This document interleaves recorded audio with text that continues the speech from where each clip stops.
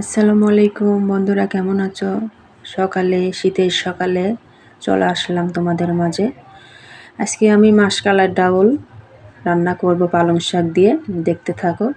আমি অলরেডি মাসকলাইর ডাউলটা ধুয়ে সুন্দর করে পেঁয়াজ, রসুন, কাঁচামরিচ এটা দিয়ে সেদ্ধ দিয়েছি। আর পালং শাকটা ধুয়ে নিছি। এখন সেদ্ধ হয়ে গেলে পালং শাকটা ওর ভিতরে অ্যাড করব। তো পালং শাকটা অ্যাড করার পরে আমি সুন্দর করে যে পালং শাকটা এখন দিয়ে দিব বন্ধুরা।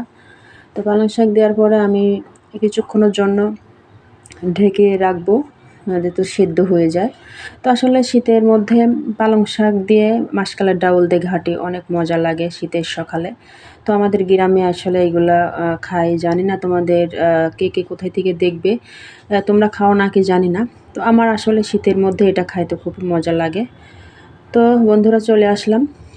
তো এখন হলুদ আর লবণ দিব, দিয়ে কিছুক্ষণের জন্য আবার ঢেকে রাখবো। রাখার পরে আমি ভালো করে ওরঙের সাহায্যে ঘাঁটি দিব। তো ঘাঁটি করার পরে বন্ধুরা দেখো কত সুন্দর মিলাম করব আমি ঘাঁটিটা। তো বন্ধুরা এটা আসলে খাইতে অনেক মজা লাগে। তো আমি এই মাঝে সাঝে শীতের সকালে প্রতি ঈদেই আমি ঘাঁটি করি, এটা আমার খুবই মজা লাগে, একটা টেস্টের খাবার। তো দেখো বন্ধুরা আমি ঘাঁটিটা করছি, এখন তেলে দিব। তেলে দেওয়ার পরে বন্ধুরা এখন পরিমাণ মতন তেল দিব। তো তেল দেওয়ার পরে আমি পেঁয়াজ আর রসুনটা তেলে দিয়ে ভেজে নিব। ভেজা নেওয়ার পরে বাদামি বাদামি হবে ভাজিটা, পেঁয়াজটা। তো তারপরে আমি কাঁচা জিরে একটু দিয়ে দিব। তো এটা নেড়ে চেড়ে আমি ঘাঁটিটা এখন দিয়ে দিব।